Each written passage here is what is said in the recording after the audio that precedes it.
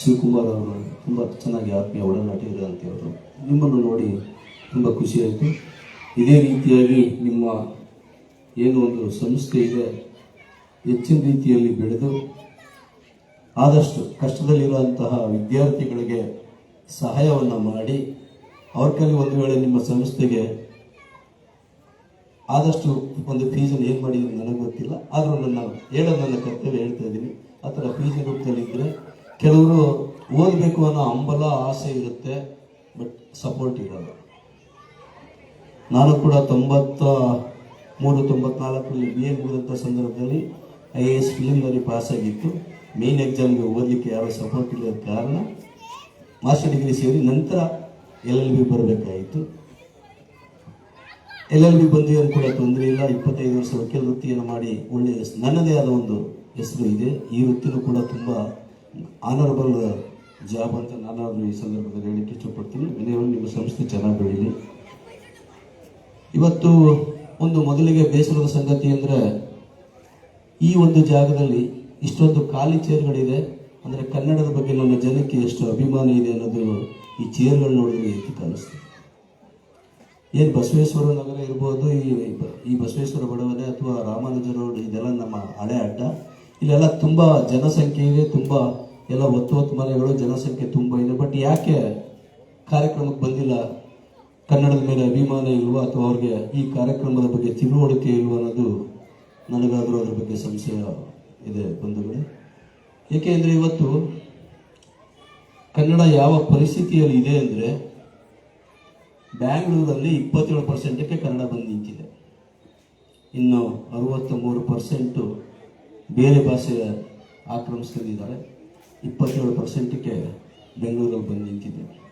ಅದೇ ರೀತಿಯಾಗಿ ಏನು ಇತ್ತೀಚಿನ ದಿನಗಳಲ್ಲಿ ಭೂಮಾಫಿಯಾ ನಡೀತಾ ಇದೆ, ಅದರಿಂದ ಆ ಕಡೆಯಿಂದ ಬಂದರೆ ಗುಂಡ್ಲುಪೇಟೆ, HD ಕೋಟೆಯನ್ನು ಕೇರಳ ಆವರಿಸ್ಕೊತಾ ಇದೆ. ಈ ಕಡೆ ಚಾಮರಾಜನಗರ ಬಾರ್ಡರನ್ನು ತಮಿಳುನಾಡಿನವರು ಆವರಿಸ್ಕೊತಾ ಇದ್ದಾರೆ. ನಾವೇನಿಲ್ಲ, ನಮ್ಮ ಜಮೀನನ್ನು ಅಥವಾ ನಮ್ಮ ಭೂಮಿಯನ್ನು ಅವ್ರಿಗೆ ಮಾರಾಟ ಮಾಡಿ ಸ್ವಲ್ಪ ದಿನ ಆ ದುಡ್ಡಲ್ಲಿ ಶೋಕಿ ಮಾಡಿ ನಂತರ ಅವ್ರ ಜೊತೆ ಕೆಲಸಕ್ಕೆ ಹೋಗುವಂಥ ಒಂದು ಬೆಳೀತಾ ಇದೆ.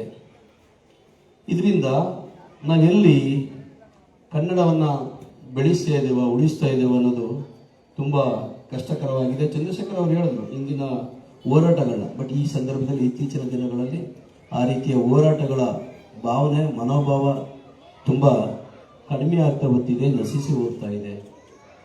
ಅವರವರು ಬದುಕಬೇಕು, ಮುಗೀತು ಅಷ್ಟೇ. ಕನ್ನಡ ಉಳಿದ್ರೇನೋ ಅಥವಾ ನಮ್ಮ ಊರು ಜನ ಉಳಿದ್ರೇನೋ ಇನ್ನೊಂದೇನೋ, ಇದು ಜಾಸ್ತಿ ಆಗ್ತಾ ಇದೆ. ಖಂಡಿತ ನಿಜ. ಇವತ್ತೇನಾದರೂ ಕನ್ನಡ ರಾಜ್ಯೋತ್ಸವ ಕಾರ್ಯಕ್ರಮಗಳು ನಡೀತಾ ಇದೆ, ಕನ್ನಡವನ್ನು ಉಳಿಸುವಂಥ ಪ್ರಯತ್ನ ಮಾಡ್ತಾ ಇದ್ದಾರೆ ಅಂದರೆ ನಿಜವಾಗ್ಲೂ ಅದು ಆಟೋ ಚಾಲಕರು ಅಂತ ನಾನು ಹೆಮ್ಮೆಯಿಂದ ಹೇಳಕ್ಕೆ ಇಷ್ಟಪಡ್ತೀನಿ. ಏಕೆಂದರೆ ಈ ವರ್ಷದಲ್ಲಿ ಆಟೋ ಚಾಲಕರು ಮಾಡಿರುವಂತಹ ನನ್ನ 8ನೇ ಕನ್ನಡ ರಾಜ್ಯೋತ್ಸವ ಕಾರ್ಯಕ್ರಮ ಇದು ಮೈಸೂರಿನಲ್ಲಿ ನಾನು ಭಾಗವಹಿಸಿದಂಥ ಕಾರ್ಯಕ್ರಮ.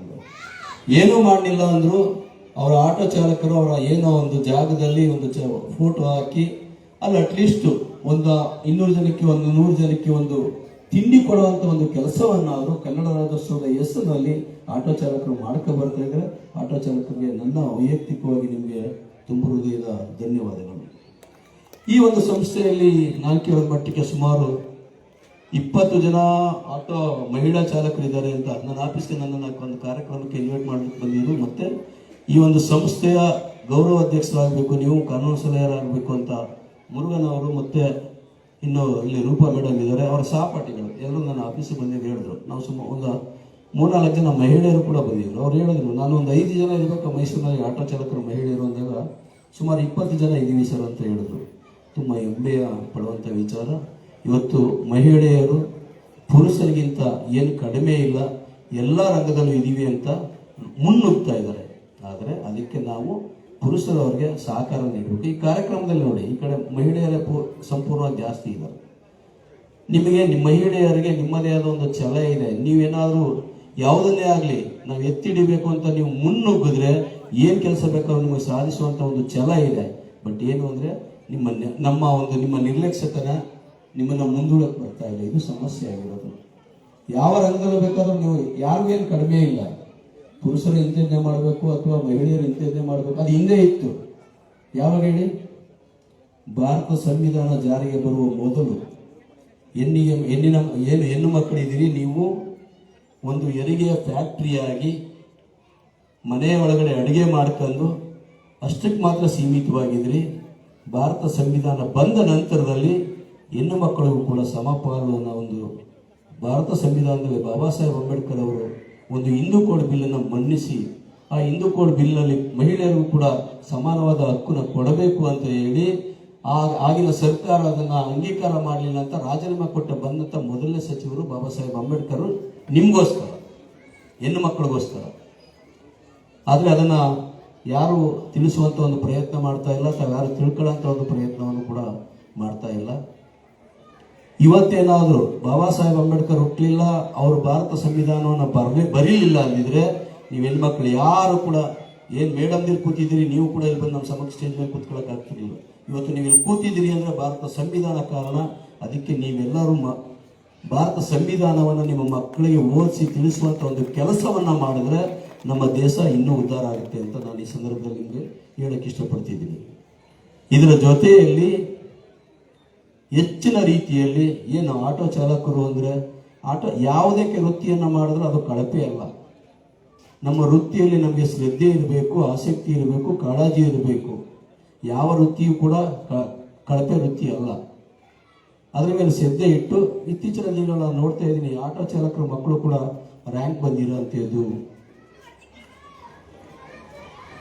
ಮಕ್ಕಳಿಗೆ ತಾವು ತಿಳಿ ಹೇಳಬೇಕು, ನಾನು ಕಷ್ಟಪಟ್ಟೆ, ನನ್ನ ಕಷ್ಟವನ್ನು ನೀ ಪಡೋದು ಬೇಡ, ನೀನು ಆಟೋ ಚಾಲಕನಾಗೋದು ಬೇಡ, ನೀನು ಓದು ಅನ್ನೋದನ್ನು ಓದಿನ ಕಡೆ ನೀವು ನಿಮ್ಮ ಮಕ್ಕಳನ್ನೆಲ್ಲ ಹೆಚ್ಚಿನ ರೀತಿಯಲ್ಲಿ ಗಮನ ಕೊಡಿಸಿ ಮುಂದಿನ ದಿನಗಳಲ್ಲಿ ಅವರು ಹೇಳಿದ್ರಲ್ಲ, ಈ ಥರದವ್ರು ಇದ್ದಾರೆ, ವಿನಯ್ ಅಂತೇವ್ರು ಇದ್ದಾರೆ, ಇನ್ನೂ ತುಂಬ ಜನ ಇದ್ದಾರೆ ಓದಿಗೆ ಸಪೋರ್ಟ್ ಮಾಡೋ ಅಂತೇವರು. ನಾನು ಹೇಳಬಾರ್ದು, ಈ ಜಾಗದಲ್ಲಿ ಹೇಳಿದ್ರೆ ಜಂಬಾ ಮಾಡಿದಾಗತ್ತೆ. ಆದರೂ ಕೂಡ ಹೇಳ್ತೀನಿ, ಆಟೋ ಚಾಲಕರು ನನಗೆ ಅವ್ರ ಪರಿಚಯನೇ ಇಲ್ಲ.